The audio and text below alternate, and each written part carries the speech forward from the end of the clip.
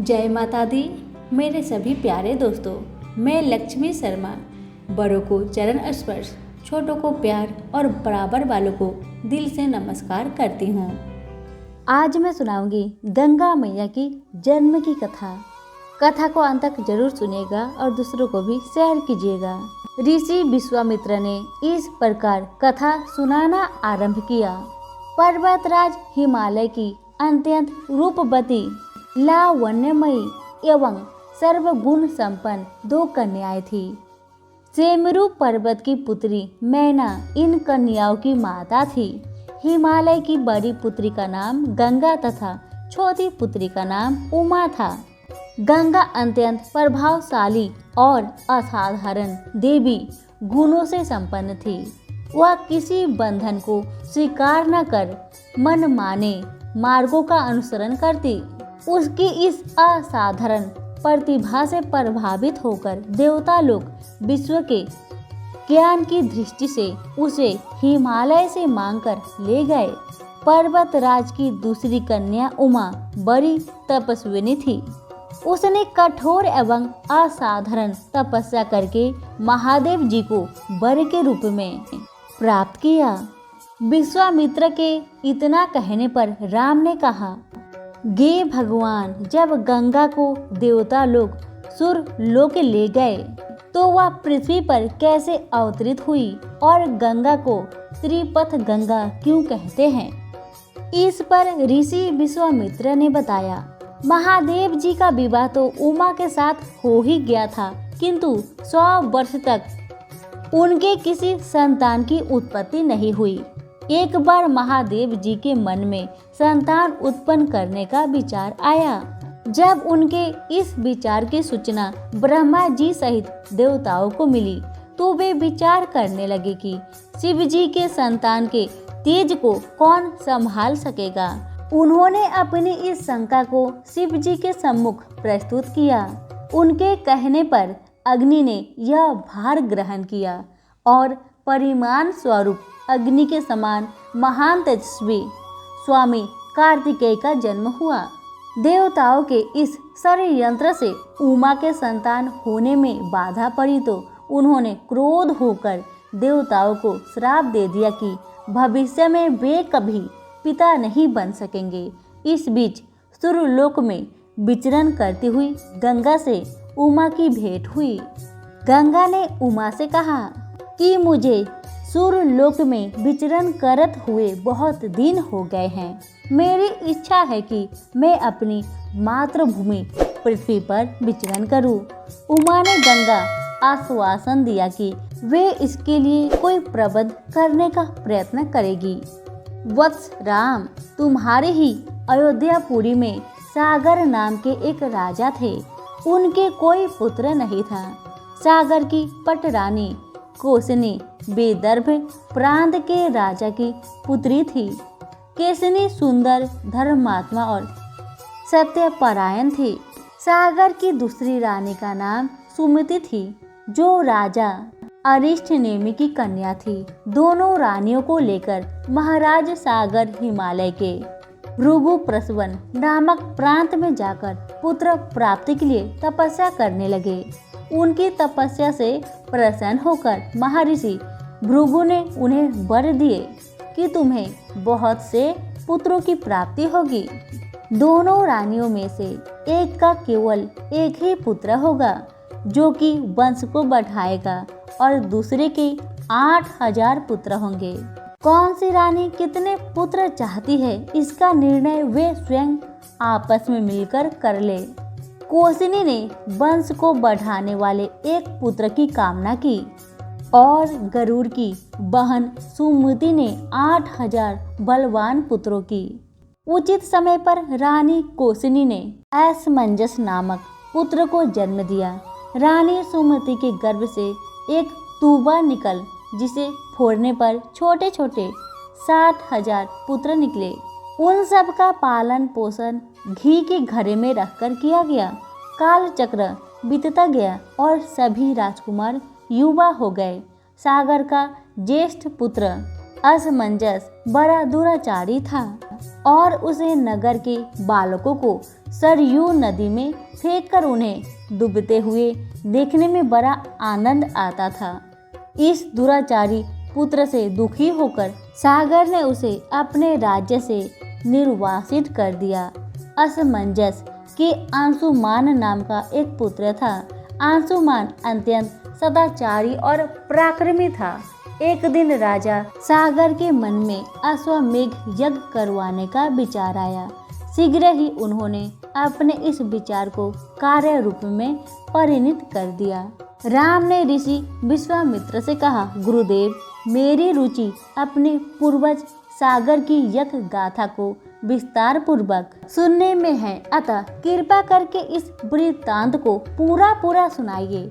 राम के इस तरह कहने पर ऋषि विश्वामित्र प्रसन्न होकर कहने लगे, राजा, सागर ने हिमालय एवं विंध्याचल के बीच की हरी भरी भूमि पर एक विशाल यज्ञ मंडप का निर्माण करवाया। फिर अश्वमेघ यज्ञ के लिए श्याम करने घोड़ा छोड़कर उसकी रक्षा के लिए पराक्रमी अंशुमान को सेना के साथ उसके पीछे पीछे भेज दिया।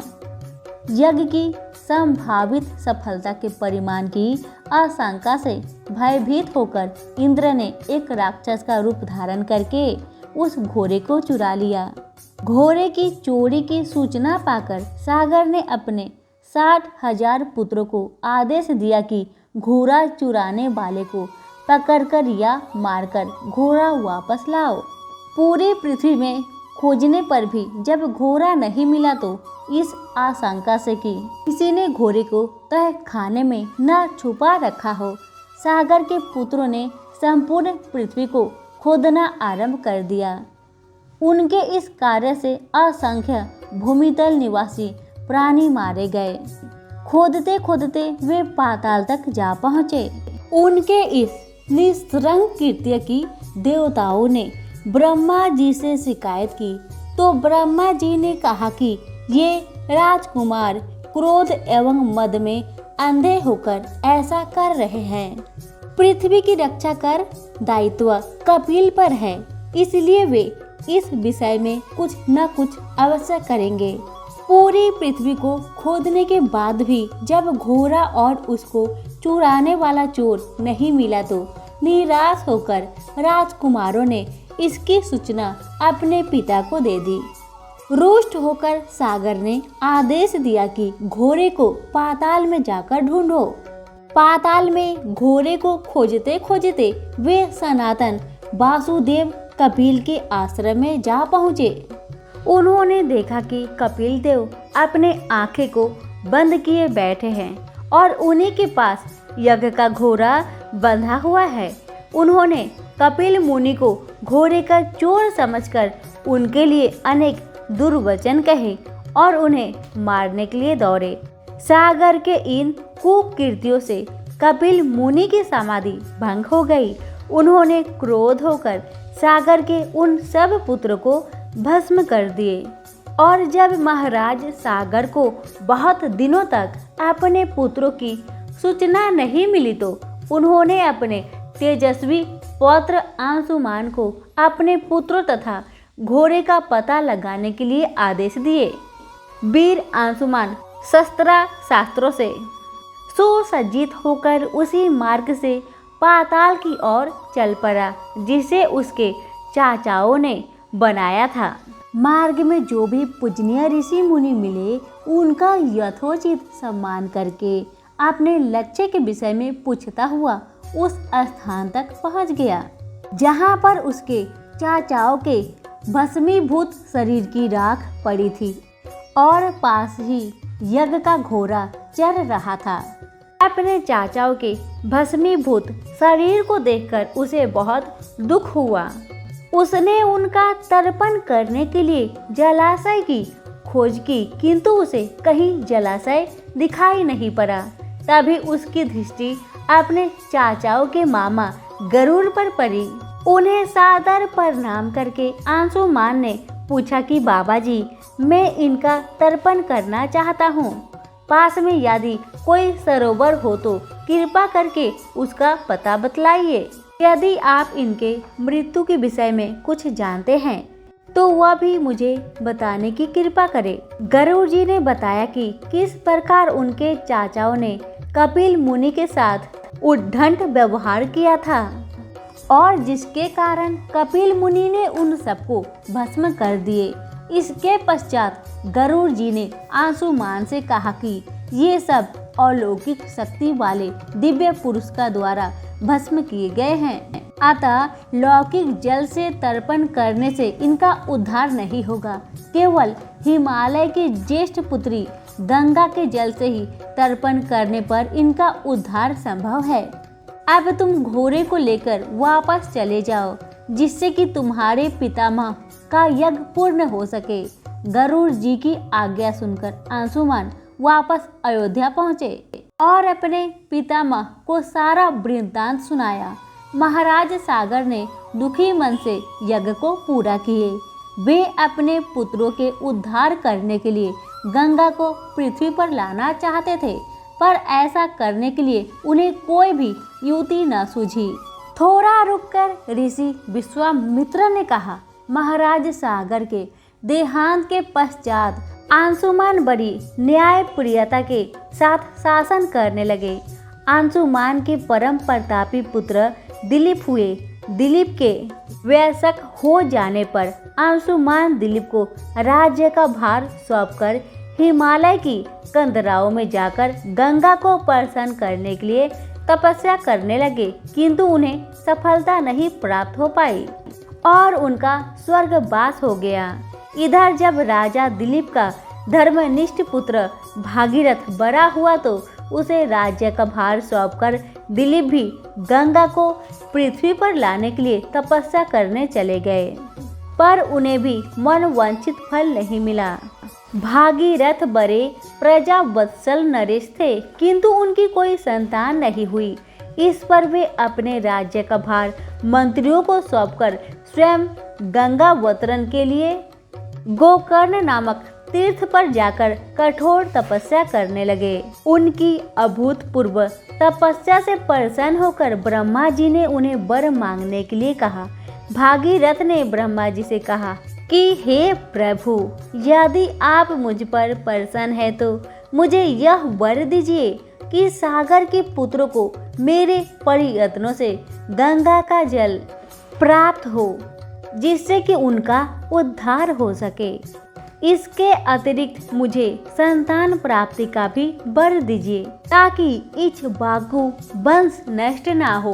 ब्रह्मा जी ने कहा कि संतान का तेरा मनोरथ शीघ्र ही पूर्ण होगा, किंतु तुम्हारे माथे गए प्रथम वरदान को देने में कठिनाई यह है कि जब गंगा जी वेग के साथ पृथ्वी पर अवतरित होगी तो उनके वेग को पृथ्वी संभाल नहीं सकेगी। गंगा जी के वेग को संभालने की क्षमता महादेव जी के अतिरिक्त किसी में भी नहीं है। इसके लिए तुम्हें महादेव जी को प्रसन्न करना होगा। इतना कहकर ब्रह्मा जी अपने लोक को चले गए। भागीरथ ने साहस नहीं छोड़ा। वे 1 वर्ष तक पैर के अंगूठे के सहारे खड़े होकर महादेव जी की तपस्या करते रहे। केवल वायु के अतिरिक्त उन्होंने किसी अन्य वस्तु का भक्षण नहीं किया। अंत में इस महान भक्ति से प्रसन्न होकर महादेव जी ने भागीरथ को दर्शन देकर कहा कि हे भक्त श्रेष्ठ, हम तेरी मनोकामना पूरी करने के लिए गंगा जी को अपने मस्तक पर धारण करेंगे।